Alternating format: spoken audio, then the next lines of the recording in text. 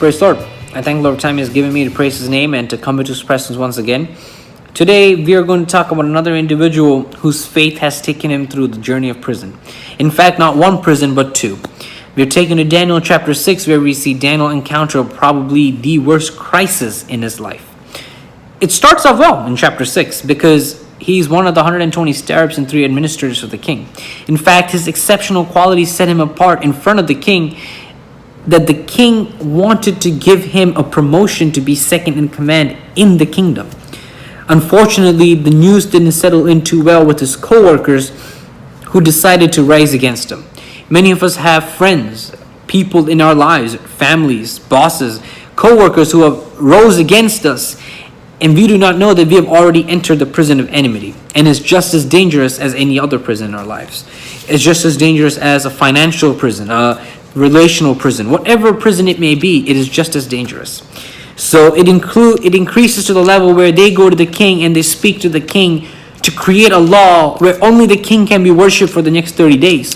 And they create the law in accordance with the Medites and the Persians. And the Medites and the Persians, what they did is that none of their laws are reversible. So you see Daniel enter an irreversible circumstance, an irreversible prison, a prison where there is no exit out of in his life. See, many of us here today are trapped in a prison where we feel that there is no exit, where we feel that in our physical world, in what we live in what we experience, that there is no way that we can get out of it. But I'm here to tell you today that with God, all things are possible. You see that even though that his physical circumstance changed, Daniel had not changed in his spiritual relationship with God. In fact, he continued to give thanks, meaning he already used to give thanks before. He already prayed 3 times before facing Jerusalem. So you see him continuing to be the prayerful man that he was, when he had the good in his life, and even when he's entering the bad in his life, he's still the prayerful man. See, it's important to realize that we are to pray to God at all times. Do not let your circumstance determine the power of your prayer. And that gives you the prayer of a righteous person, which is powerful and effective. See, Daniel's prayer culture and who he was faithfully in his faith was so deeply engraved that even his enemies knew who he was. So his enemies knew when to catch him praying, and they caught him, which led him to be in the lion's den. You see, the king earlier tried all attempts that he could to save him, because many of us have friends in our lives who actually try to help us, who try to place us in places that we can have deliverance, where we can have a physical escape. But many times we cannot encounter that because God's time has not come yet. Because our release is not just tied to the physical world, but is also tied to the spiritual world, where we need to experience a spiritual release in order to experience a physical release. So we see Daniel enter the lion's den, but before he entered, the king said a line. The king said, "May your God whom you serve continually rescue you." And because of that, you see the king having no entertainment that night, no rest that night, no food that night, and no peace and no sleep. Because when you locked up Daniel, you locked up his God. When you lock up our God, what he does is that the peace that's transcended upon the kingdom through us is also being locked out. And because the king represents the kingdom, whatever the king is struggling with, the kingdom is struggling with.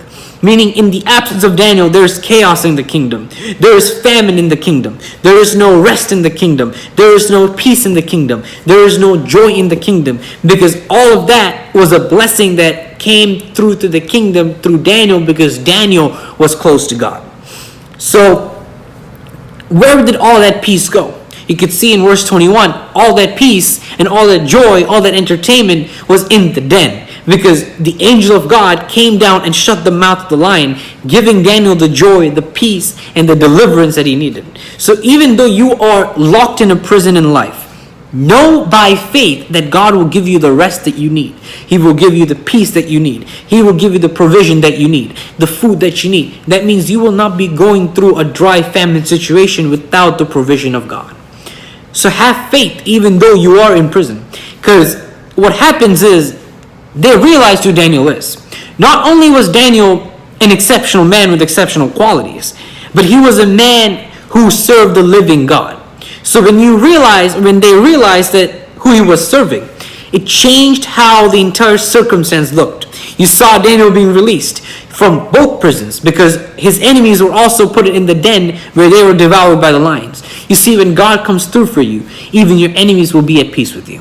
So keep praying and keep praising. Although you are in a jail right now, although you may be locked in a den right now, although you may have individuals rising against you, the power of prayer of a righteous person is powerful and effective.